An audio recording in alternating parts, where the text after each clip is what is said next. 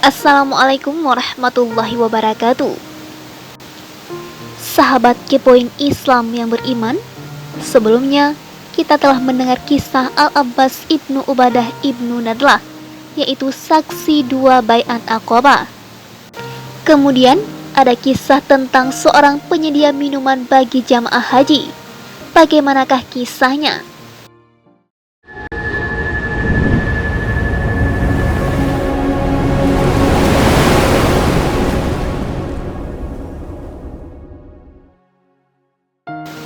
Ada seorang tokoh yang bernama Al-Abbas ibnu Abdul Muthalib.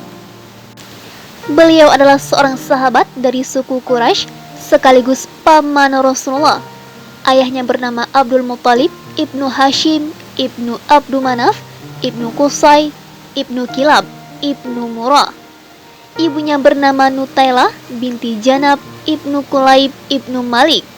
Nutailah adalah wanita Arab pertama yang menutupi Ka'bah dengan kiswah dari sutra. Ia melakukan itu untuk memenuhi nazarnya. Ketika masih kecil, Al-Abbas pernah hilang, sehingga Nutailah bernazar akan menutupi Ka'bah jika anaknya itu ditemukan. Maka, ketika anaknya ditemukan, ia menunaikan nazarnya. Usia Al-Abbas lebih tua 2 tahun dari Rasulullah. Pada masa jahiliyah, ia bertugas sebagai takmir masjid dan menyediakan air minum untuk jamaah haji.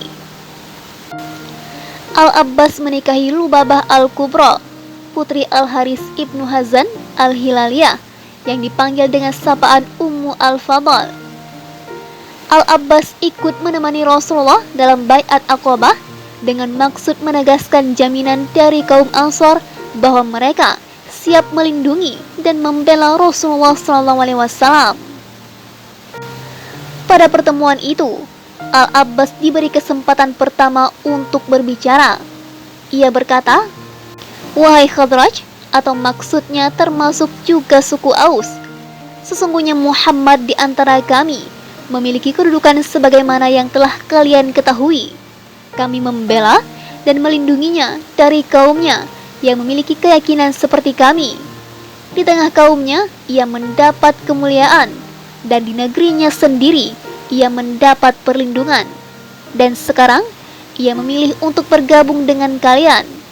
Jika kalian memang berniat untuk memenuhi janji kepadanya dan melindunginya dari orang yang memusuhinya, kalian dapat membawanya ke negeri kalian. Tetapi, jika kalian akan menghinakannya setelah ia bergabung dengan kalian, maka dari saat ini juga aku meminta kalian untuk meninggalkannya, karena sesungguhnya ia berada dalam kemuliaan dan perlindungan kaumnya dan negerinya." Kemudian Rasulullah memulai dengan membaca Al-Quran, berdoa kepada Allah, menyuruh semua orang yang hadir di sana untuk beriman kepadanya, dan mengajak mereka untuk memeluk agama Islam. Setelah itu Rasulullah bersabda, "Aku menerima baiat kalian agar kalian melindungiku seperti kalian melindungi istri dan anak-anak kalian." Mereka bertanya, "Apa yang akan kami dapatkan jika kami memenuhi janji kami, wahai Rasulullah?"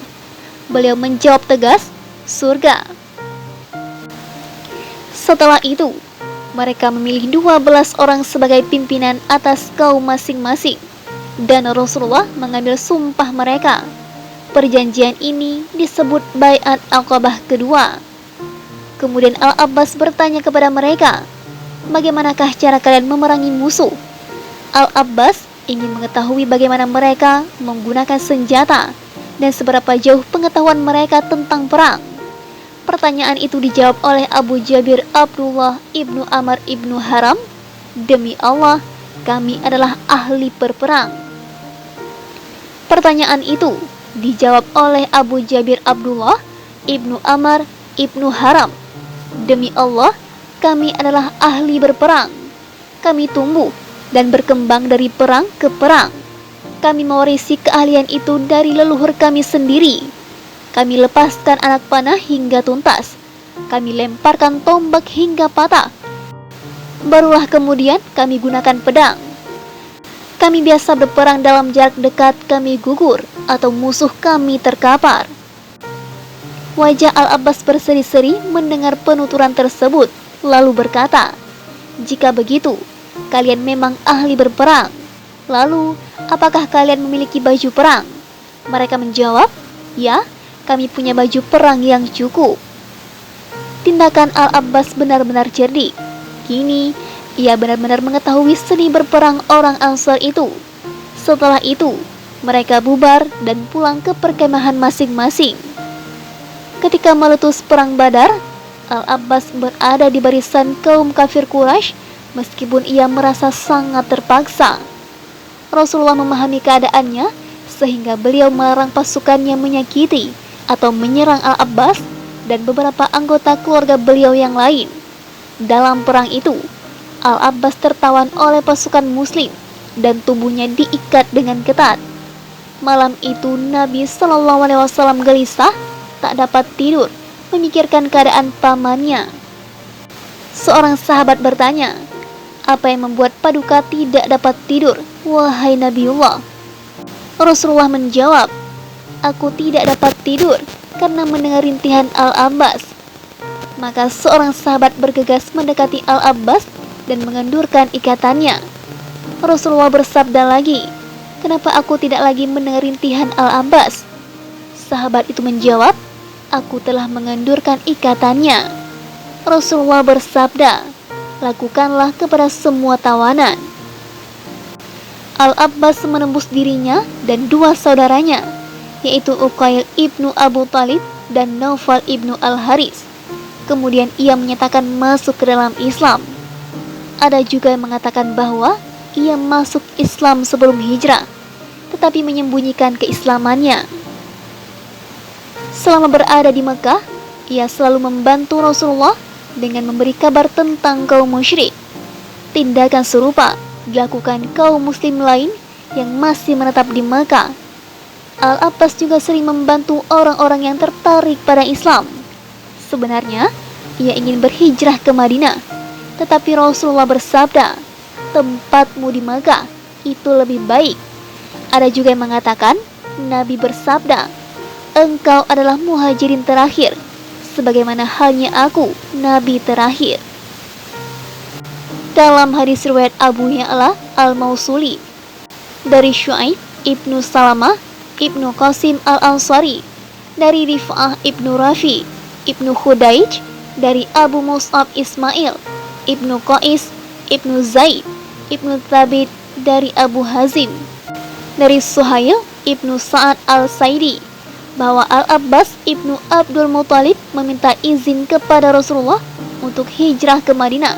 Tetapi Nabi bersabda, "Paman, tetaplah tinggal di tempat kau tinggal saat ini, karena Allah akan menutup hijrah dengan dirimu sebagaimana Dia menutup kenabian denganku." Setelah Rasulullah memberinya izin untuk hijrah, Al-Abbas bergegas berangkat menuju Madinah. Ia ikut dalam rombongan pasukan muslim yang dipimpin oleh Rasulullah untuk menaklukkan Mekah. Sejak kepergian Al-Abbas ke Madinah, perintah untuk hijrah pun tuntas dilaksanakan. Al-Abbas juga ikut serta dalam perang Hunain dan tetap menampingi beliau ketika banyak kaum muslim yang melarikan diri dari medan perang itu. Rasulullah sangat menghormati dan memuliakan pamannya. Diriwayatkan bahwa beliau pernah bersabda, "Inilah Al-Abbas ibnu Abdul Muthalib, orang Quraisy paling dermawan dan paling menjaga hubungan." Rasulullah juga pernah bersabda, "Inilah Al-Abbas, orang yang tersisa dari leluhurku." Pada suatu hari, Al-Abbas menemui Rasulullah dalam keadaan marah, sehingga beliau bertanya, "Apa yang membuatmu marah?" Al-Abbas menjawab, "Wahai Rasulullah, apa sebenarnya yang terjadi antara kita dan kaum Quraisy? Jika mereka bertemu dengan sesamanya, wajah mereka cerah ceria. Namun, jika berjumpa dengan kita, mereka bermuka masam."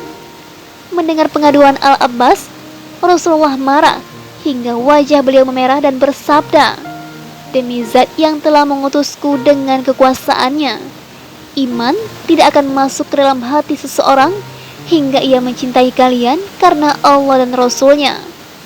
Kemudian beliau bersabda lagi, hai manusia, barang siapa menyakiti pamanku, berarti ia menyakitiku, karena paman seseorang adalah saudara ayahnya.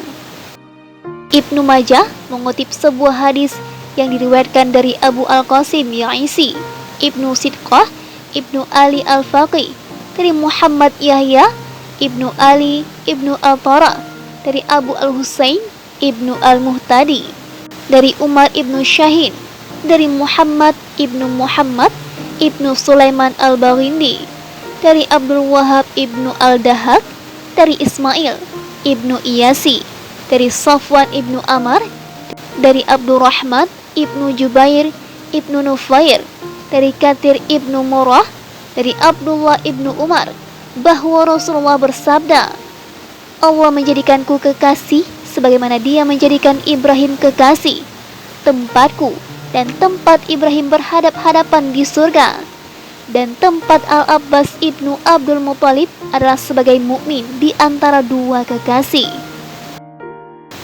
Ada beberapa orang yang meriwayatkan hadis tentang Al-Abbas, seperti Abdullah Ibnu Al-Harith, Amir Ibnu Sa'id, Al-Ahnaf Ibnu Qais, dan lain-lain. Misalnya, Abdullah Ibnu Al-Harith meriwayatkan dari Abdul Wahab Ibnu Hibatullah Ibnu Abu Habbah dengan sanad yang bersambung kepada Abdullah Ibnu Ahmad dari ayahnya, dari Husain Ibnu Ali, dari Zaidah, dari Zaid Ibnu Abu Ziyad, dari Abdullah Ibnu Al-Harith, dari Al-Abbas, bahwa ia menemui Rasulullah dan berkata, ajari aku, wahai Rasulullah, sesuatu yang layak ku minta dalam doa. Rasulullah bersabda, mintalah kesehatan kepada Allah. Kemudian pada kesempatan lain, aku datang lagi dan berkata, wahai Rasulullah, ajari aku sesuatu yang pantas ku minta dalam doa. Rasulullah bersabda, hai Abbas, hai paman Rasulullah, mintalah kepada Allah kesehatan di dunia dan di akhirat. Dalam hadis lain yang diriwayatkan oleh Abu Al-Fadl Al-Makhdumi Al-Faqih dengan sanad tersambung kepada Ahmad Ibnu Ali Ibnu Al-Mutanna, dari Muhammad Ibnu Ibad, dari Muhammad Ibnu Talha, dari Abu Suhail Ibnu Malik, dari Ibnu Al-Musayyab, dari Sa'ad, bahwa para sahabat sedang bersama Nabi SAW di Baqi Al-Khail. Ketika muncul Al-Abbas, Rasulullah bersabda, Al-Abbas adalah paman Nabi kalian, orang Quraisy paling dermawan dan paling menjaga hubungan. Pada masa kekhalifahan Umar Ibnu Al-Khattab terjadi paceklik dan kekeringan yang cukup lama, sehingga kaum muslim menderita. Khalifah Umar Ibnu Al-Khattab keluar sambil memegang tangan Al-Abbas Ibnu Abdul Muthalib. Ia memohon kepada Allah agar diturunkan hujan dengan bertawasul kepadanya. Tak lama kemudian, Allah menurunkan hujan dan bumi kembali subur. Umar berkata, orang ini demi Allah adalah perantara kepada Allah. Ketika hujan turun, banyak orang yang menyentuh Al-Abbas sambil berkata, berbahagialah engkau, wahai pemberi minum dua tanah haram. Para sahabat mengetahui dan mengakui kemuliaan Al-Abbas. Karena itu, mereka selalu meminta pendapatnya. Karena kemuliaannya, ia banyak mendapat ucapan bela sungkawa saat Nabi SAW wafat, karena ia merupakan kerabat beliau yang paling dekat. Ia juga dikenal sebagai muslim yang dermawan. Dikisahkan bahwa Al-Abbas Ibnu Abdul Muthalib pernah memerdekakan 70 orang budak. Ketika ia menjadi tawanan perang Badar, para sahabat tak dapat menemukan kain untuk menyelimuti Al-Abbas, kecuali sehelai kain selimut milik pemuka munafik, Abdullah Ibnu Ubay Ibnu Salul. Akhirnya, mereka memakaikan selimut itu ke tubuh Al-Abbas. Dan saat Abdullah Ibnu Ubay Ibnu Salul meninggal dunia, Rasulullah mengafaninya dengan selimut itu. Orang yang berhasil menawan Al-Abbas saat perang Badar adalah Abu Al-Sair Ibnu Ka'ab Ibnu Amr dari Bani Salama. Berbeda dengan Al-Abbas yang bertubuh tinggi, tubuh Abu Al-Sair jauh lebih pendek. Rasulullah bertanya, bagaimana kau bisa menawan Al-Abbas, hai Abu Al-Sair? "Wahai Rasulullah, ada seorang laki-laki yang membantuku, dan aku belum pernah melihat laki-laki itu sebelum atau setelahnya. Ciri-ciri orang itu begini dan begini." Rasulullah bersabda, "Sungguh kau telah ditolong oleh malaikat yang mulia." Al-Abbas punya 10 orang anak, semuanya laki-laki.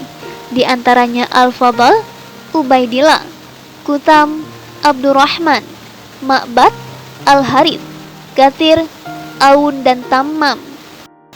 Al-Abbas sendiri merupakan anak bungsu Abdul Muthalib. Al-Abbas wafat di Madinah. Pada hari kematiannya, Khalifah Utsman ibnu Affan ikut menyolati jenazahnya. Itu terjadi kira-kira 2 tahun sebelum terbunuhnya Utsman. Ia wafat pada usia 88 tahun dan dimakamkan di Baqi. Semoga Allah merahmatinya. Demikianlah kisah Al-Abbas ibnu Abdul Muthalib, penyedia minuman bagi jamaah haji. Sahabat Kepoin Islam, nantikan kisah-kisah berikutnya hanya di channel YouTube Kepoin Islam. Wassalamualaikum warahmatullahi wabarakatuh.